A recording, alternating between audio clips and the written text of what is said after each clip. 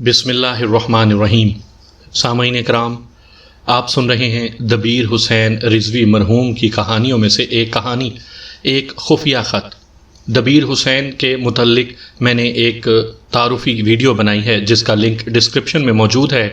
مجھے امید ہے آپ کو میری یہ تمام کہانیاں، میری یہ تمام کاوشیں پسند آئیں گی۔ آپ نے اگر ابھی تک میرا چینل کہانی گھر سبسکرائب نہیں کیا تو ابھی میرے چینل کو سبسکرائب کر کے بیل نوٹیفیکیشن آن کر لیجئے تاکہ آنے والی ہر نئی کہانی کی اطلاع بر وقت آپ تک پہنچ سکے۔ مارچ سن 1940 میں سندھی، بلوچ، پنجابی، سرحدی، بنگالی اور بر صغیر کے گوشے گوشے کے مسلمان امت واحد بن گئے، اور انہوں نے ایک قرارداد کے ذریعے عزم کیا تھا کہ ان خطوں کے مجموعے کو جن میں مسلمان اکثریت سے آباد ہیں پاکستان نام کی اسلامی مملکت بنائیں گے اور ہندوستانی کے بجائے پاکستانی کہلائیں گے۔ اس قرارداد نے سید احمد شہید کی تحریک مجاہدین کو تحریک پاکستان کا نام دے دیا تھا۔ اس قرارداد کے بعد بر صغیر کے مسلمان جس اتحاد سے فرنگی آقاؤں کے خلاف محاذ آرا ہوئے اور جس بے جگری سے جنگ آزادی لڑے اور جس جذبہ ایثار سے جان و مال کے نذرانے دیے، ان سے انگریز اور ہندو کو یقین ہو گیا کہ ٹوٹا ہوا یہ تارا ماں کامل بننے کو ہے۔ پاکستان کے نام پر الیکشن جیت جانے کے بعد بھی پنجاب میں انگریزوں کے پروردہ خضر حیات ٹوانا کی وزارت قائم رہی، جس میں انگریز نواز مسلمانوں کے علاوہ ہندو اور سکھ وزراء بھی تھے۔ مسلمانوں نے جس طرح یہ وزارت توڑی، وہ قوم کے خون سے لکھی ہوئی ایسی تحریر ہے جو تاریخ کے دامن سے کبھی دھل نہ سکے گی۔ قرارداد پاکستان کے صرف 7 سال بعد مسلمان اپنی منزل کے قریب پہنچ گئے۔ وہ بھی مارچ کا مہینہ تھا، سن 1947 تھا۔ لاہور سے فتنہ و فساد کی چنگاری اٹھی جو مسلمانوں کے قتل، ان کے گھروں کی لوٹ مار اور آتش زنی کی صورت اختیار کر گئی۔ جنگل کی اس آگ نے امرتسر، راولپنڈی اور اس ضلع کے چند دیہات کو، میاں والی اور کئی ایک دوسرے قصبوں کو لپیٹ میں لے لیا۔ صورت خانہ جنگی کی پیدا ہو گئی تھی۔ ہندو اوچھی حرکتوں پر اتر آیا تھا اور انگریز درِ پردہ مسلمانوں کے خلاف ہندوؤں کی پشت پناہی کر رہا تھا۔ تاریخ دان کہتے ہیں کہ قوموں نے آزادی کے حصول کے لیے بہت قربانیاں دی ہیں، لیکن بر صغیر کے مسلمانوں نے حصول پاکستان کے لیے جس استقلال، پامردی، جذبہ حریت اور جذبہ ایثار کے مظاہرے کیے ہیں، اور اس ملک میں مسلمانوں کا جس قدر خون بہایا گیا اور اسلام کی بیٹیوں کی آبرو ریزی جس پیمانے پر ہوئی ہے، اس کی مثال تاریخ پیش نہیں کر سکتی۔ ہندوستان میں ہمارے 2 دشمن تھے، ایک انگریز جس سے ہم آزاد ہو کر اپنی مملکت بنانے کا عزم کیے ہوئے تھے، دوسرا ہندو جو انگریز سے ہندوستان آزاد کروا کر ہمیں اپنا غلام بنانے کا عزم کیے ہوئے تھا۔ ہمارے راستے میں دشواریاں بے انداز تھیں۔ ہم بے مایہ تھے۔ جو مسلمان جاگیردار اور سرمایہ دار تھے وہ انگریز کے زر خرید غلام تھے۔ حکومت انگریز کے ہاتھ اور روپیہ پیسہ ہندو کے ہاتھ میں تھا۔ انگریز نے قید خانے اور خزانے کے منہ کھول رکھے تھے۔ مجاہدین آزادی کو قید خانے میں ٹھونس دیا جاتا اور ایمان فروشوں کو خزانے سے انعام و اکرام اور جاگیر عطا ہوتی تھی۔ ایک طرف ہتھ کڑیاں چھنکتی تھیں، دوسری طرف شہنشاہ معظم کے چہرے والے روپیوں کی جھنکار تھی۔ کچھ مسلمان مذہب کا لبادہ اوڑھ کر تحریک پاکستان کے مخالف کیمپ میں چلے گئے تھے۔ جنگ آزادی کا مشکل ترین پہلو یہ تھا کہ ہمیں صرف آزادی حاصل نہیں کرنی تھی بلکہ بر صغیر کے 2 ٹکڑے کر کے ایک نئی اسلامی مملکت بنانی تھی۔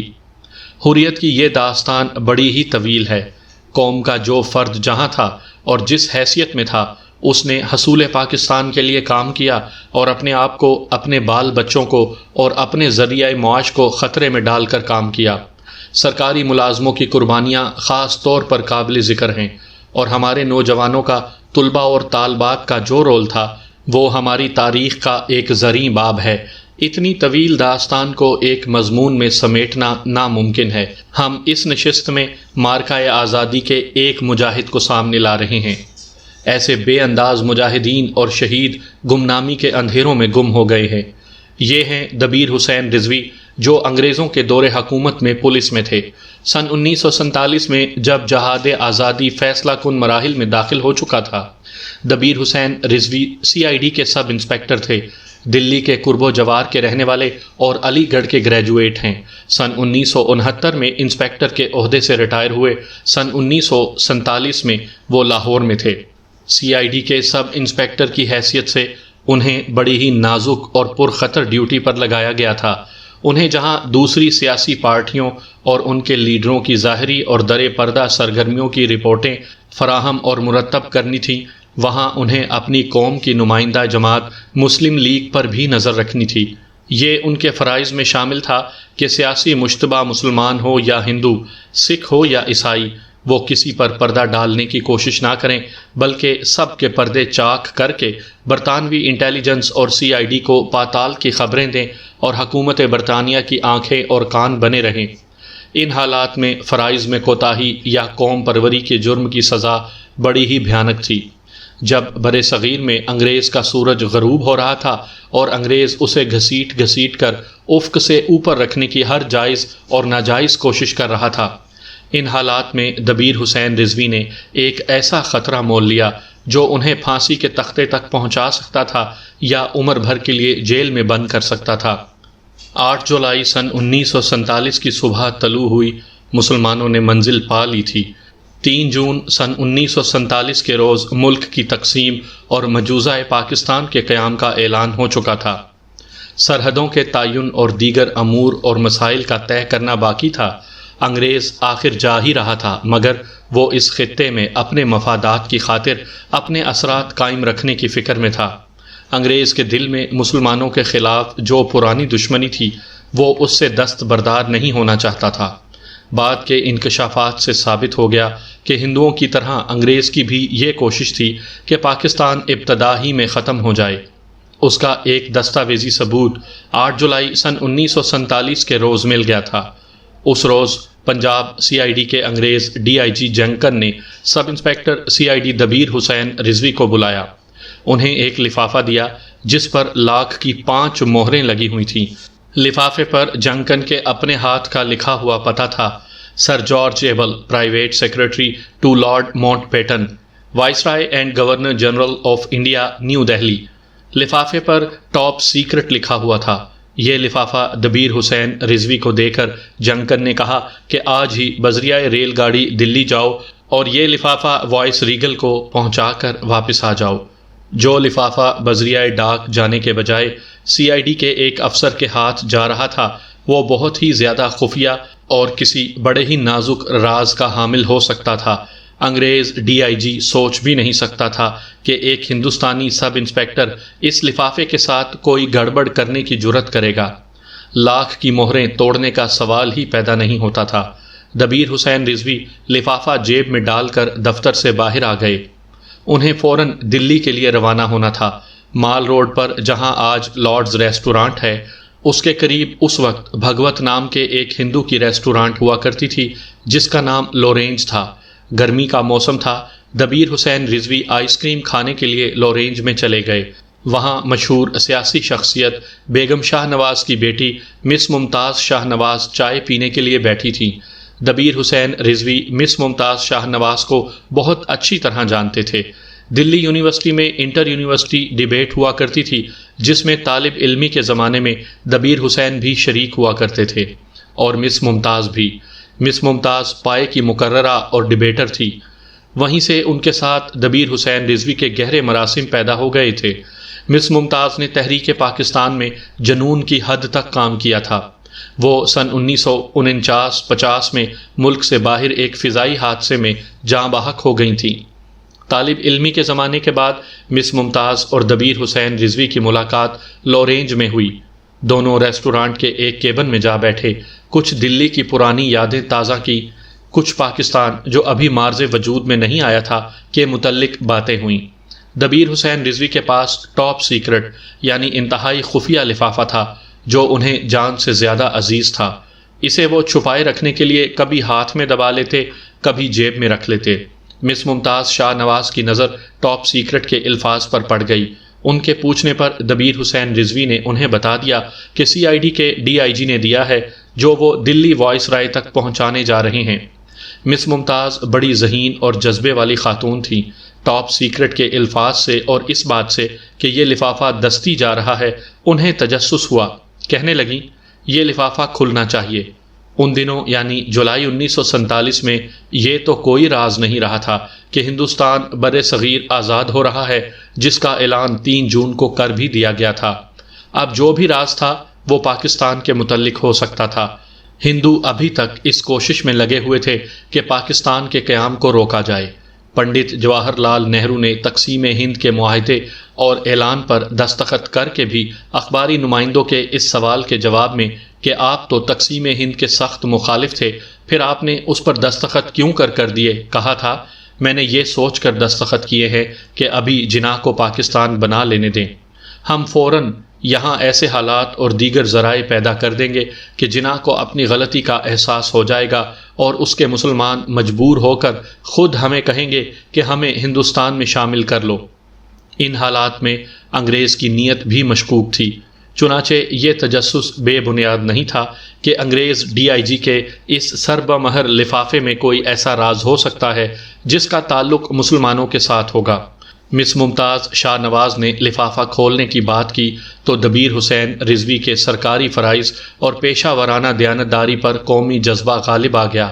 قوم کی قربانیاں ان کے سامنے آ گئیں اور اس کے ساتھ یہ عزم بیدار ہو گیا کہ قوم کا ایک فرد ہوتے ہوئے ان پر بھی جہاد آزادی کی کچھ ذمہ داری عائد ہوتی ہے جسے وہ ہر قیمت پر پورا کریں گے۔ انہوں نے مس ممتاز سے کہا کہ ہاں یہ لفافہ کھلنا چاہیے۔ لفافہ کھولنے کے 2 پہلو تھے، ایک لاکھ کی مہریں اس طرح اتارنا کہ یہ ٹوٹ نہ جائیں اور دوبارہ لفافے پر چپکائی جا سکیں۔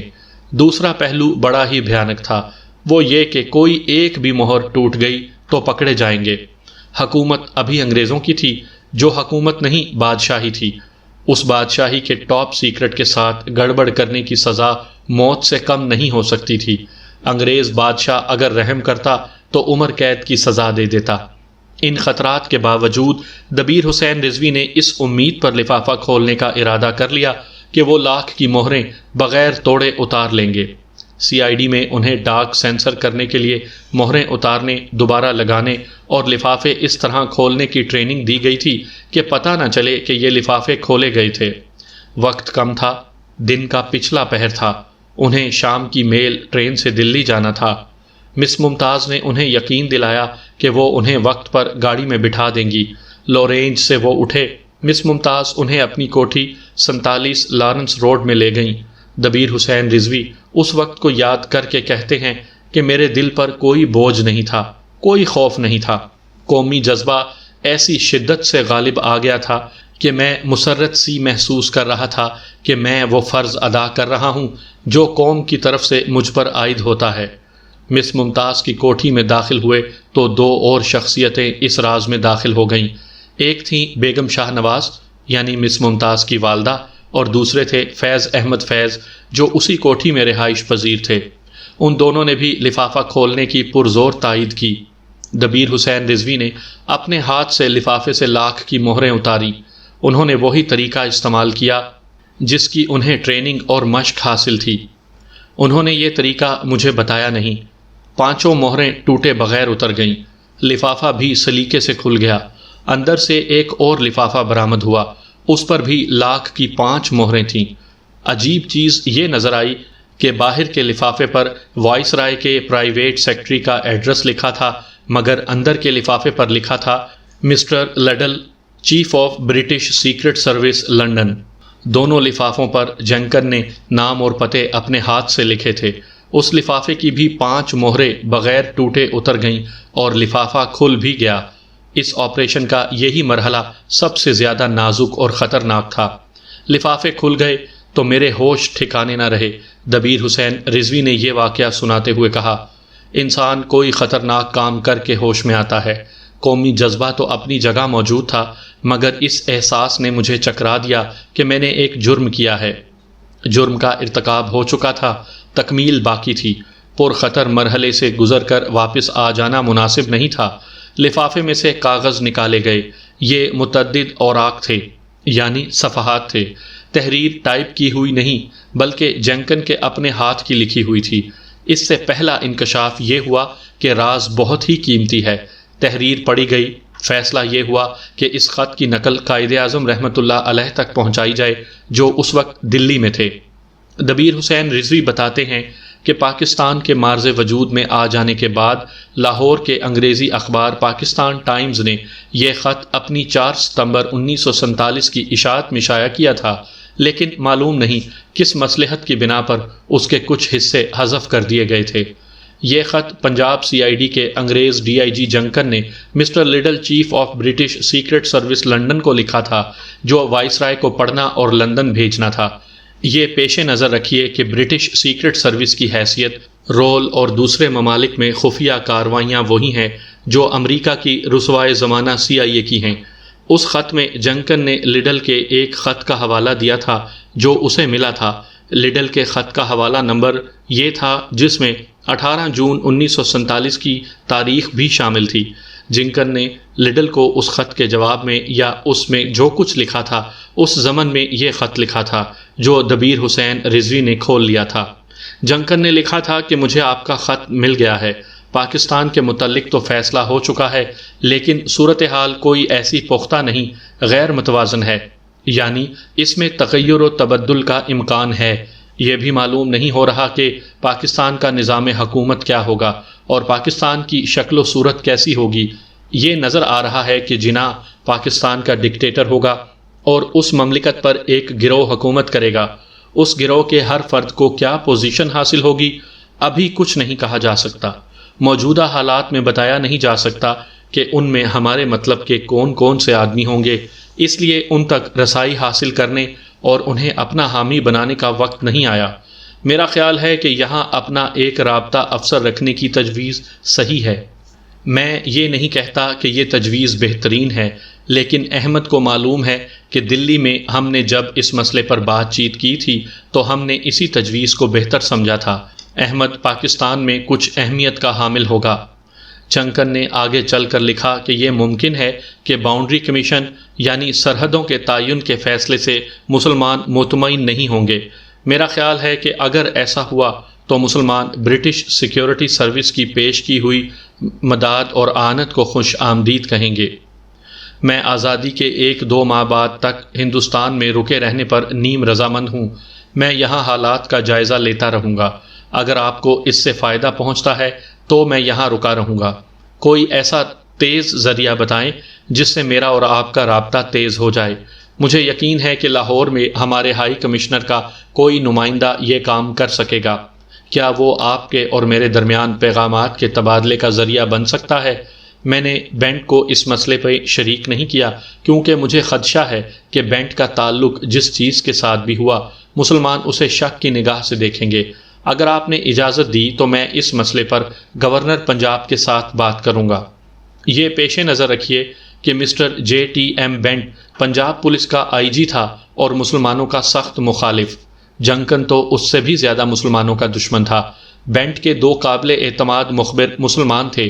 دونوں کو انگریزی حکومت نے خان بہادر کا خطاب دے رکھا تھا۔ ان میں ایک قالین فروش تھا اور دوسرا گھوڑوں کے استبل کا مالک۔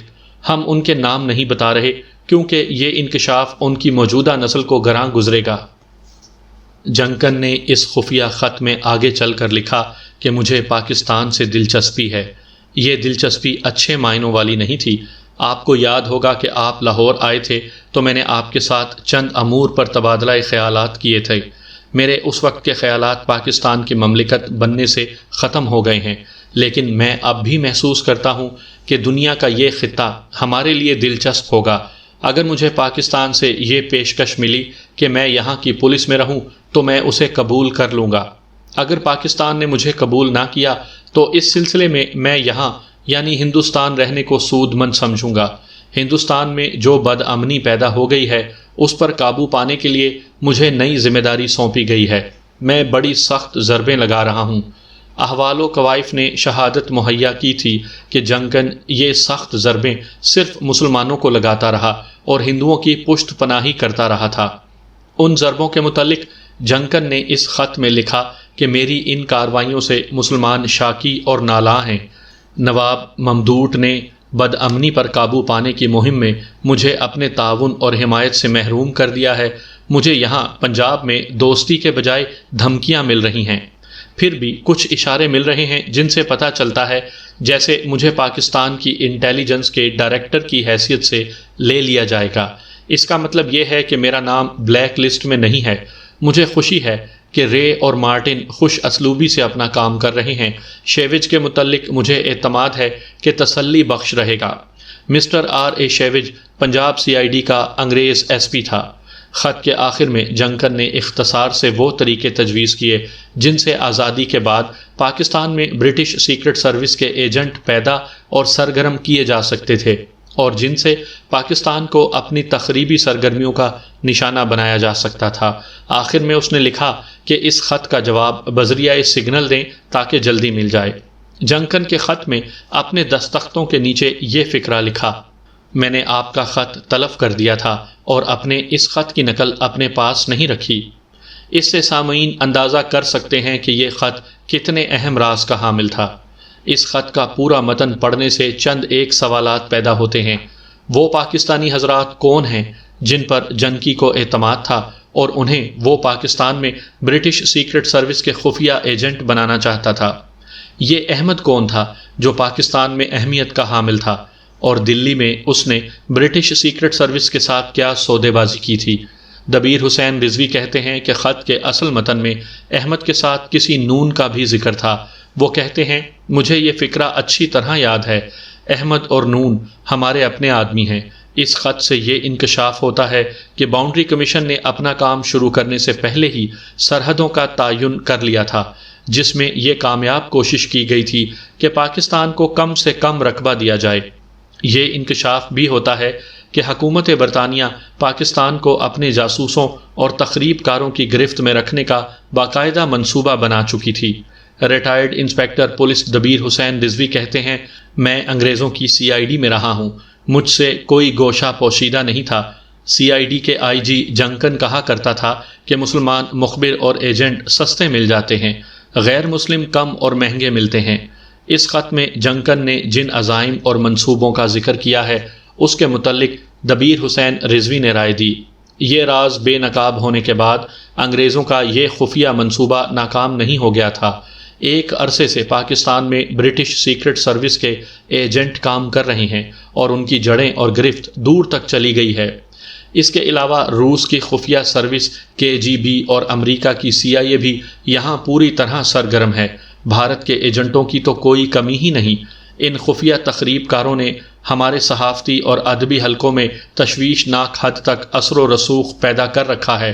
ہمارے پرچوں میں ہندوازم کا جو پرچار ہو رہا ہے اس کے پس منظر میں بھی یہی خفیہ ہاتھ ہیں۔ اس وقت پاکستان میں جتنی بھی سیاسی، معاشرتی، معاشی اور اخلاقی تباہی آ رہی ہے، اس کے پیچھے یہی خفیہ ہاتھ کام کر رہے ہیں۔ مذہب بھی ان سے محفوظ نہیں رہا۔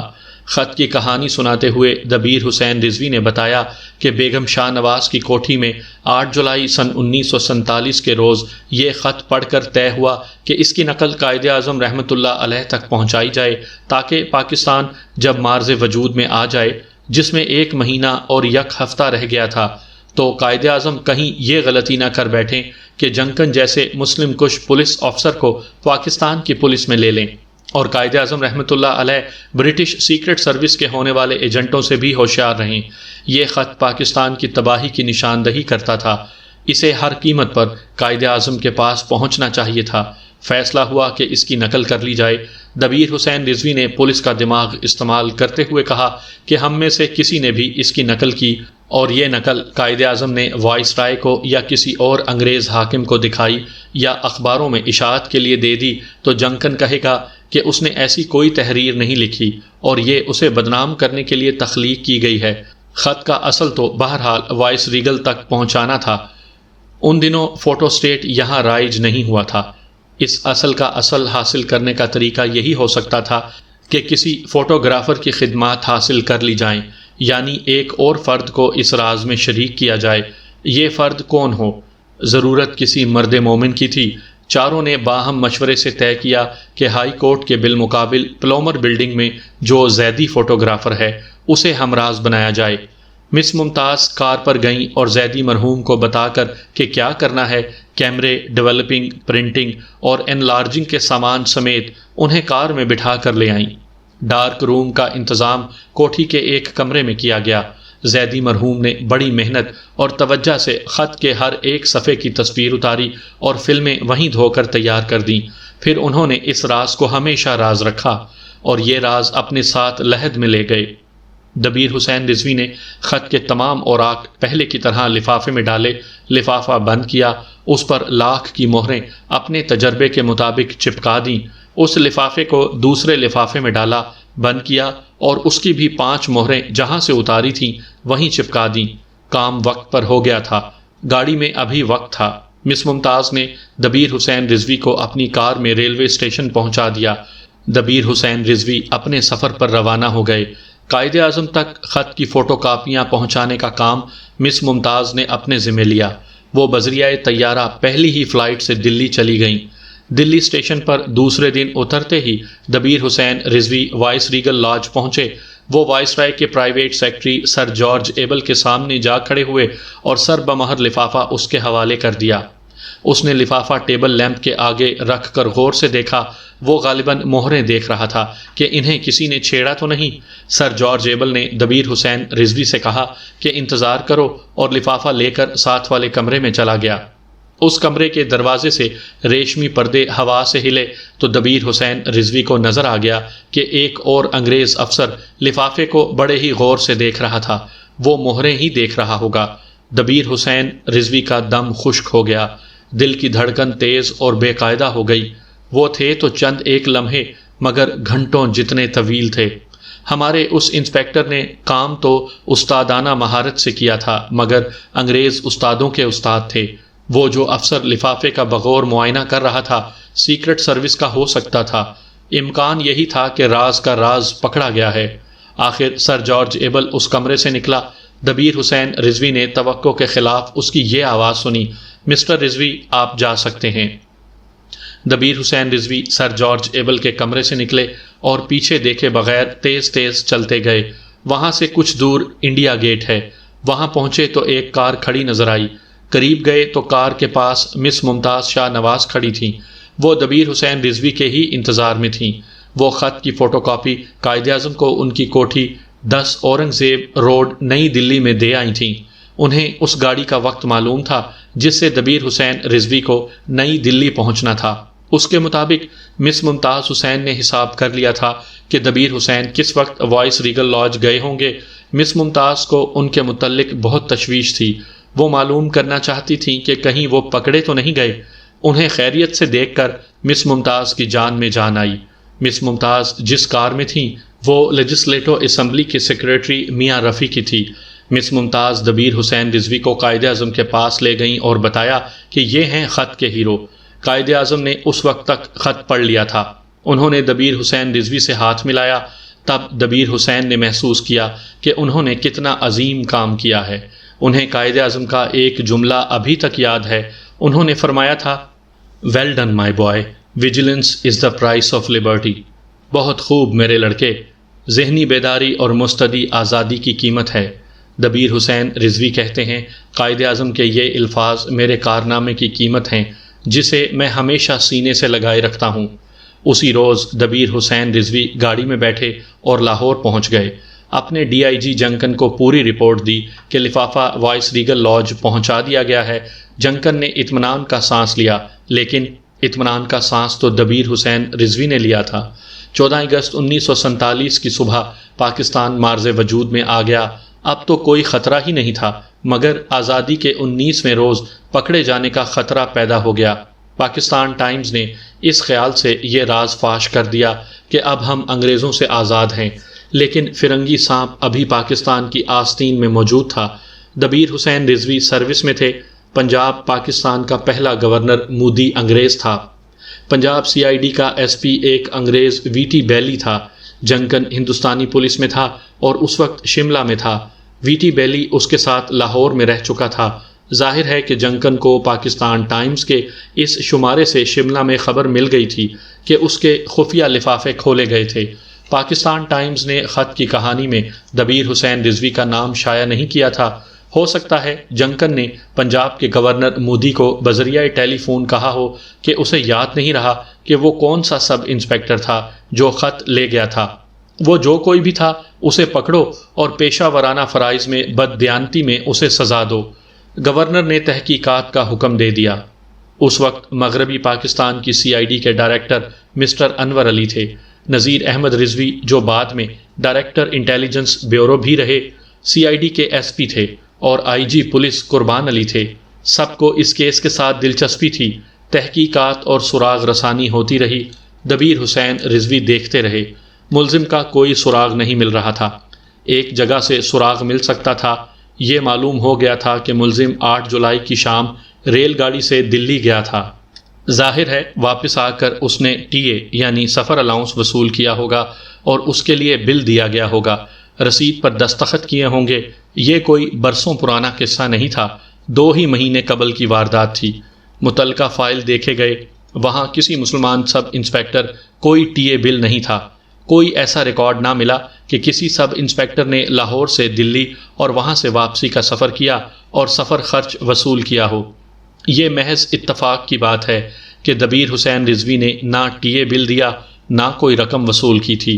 انہوں نے مجھے بتایا کہ سرکاری ڈیوٹی پر سفر کر کے سفر خرچ لینا ایک ایسی عادت ہوتی تھی جسے ہم میں سے کوئی بھی نہیں بھولتا تھا۔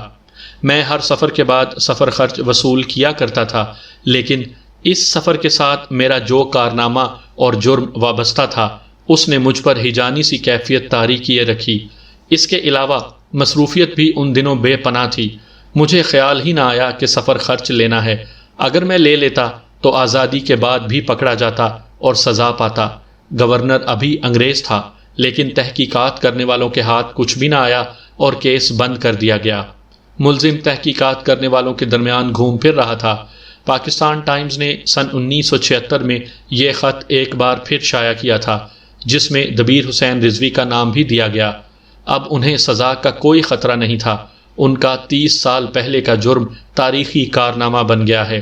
البتہ پولیس اور انتظامیہ کے بعض افراد اب بھی کہتے ہیں کہ قومی نقطہ نگاہ سے یہ ایک ایسا کارنامہ ہی صحیح، سروس کے قواعد و ضوابط اور اخلاقیات کے پیمانوں کے مطابق یہ بددیانتی ہے اور جرم ہے۔ میں ان لوگوں کو کوئی جواب تو نہیں دینا چاہتا جو مجھے پیشہ ورانہ وفاداری میں غداری کا ملزم کہتے ہیں، دبیر حسین رضوی نے کہا، لیکن اس خدشے کے پیش نظر کہ سامعین بھی مجھے ملزم کہیں گے، میں جواب دے ہی دوں تو بہتر ہے۔ میں پہلے ہی کہہ چکا ہوں کہ میرے فرائض پر قومی جذبہ غالب آ گیا تھا۔ یہی جواز کافی ہونا چاہیے۔